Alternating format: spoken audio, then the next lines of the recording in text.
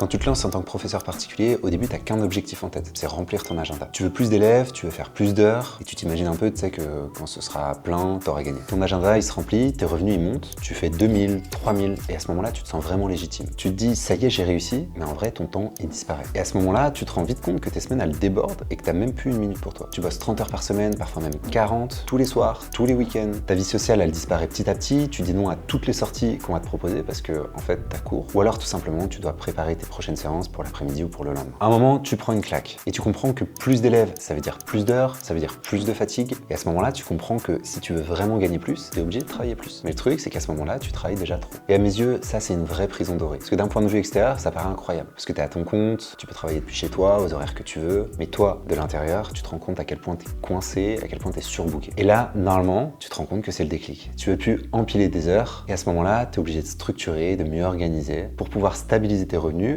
récupérer du temps pour toi sans avoir à tout repartir de zéro. Personnellement, aujourd'hui, je connais des professeurs qui font 5000 € par mois ou plus, et tout ça en travaillant 20 heures par semaine, pas 40, pas 30, seulement 20. Ils ont juste compris que pour mieux gagner leur vie, ils n'étaient pas obligés de travailler tout le temps plus, ils devaient juste être mieux structurés. Bon, si t'es tombé sur mon compte, c'est que cette étape, elle te parle. Et c'est exactement là que j'interviens. Donc, commente guide si tu veux obtenir les meilleures techniques marketing appliquées aux professeurs particuliers.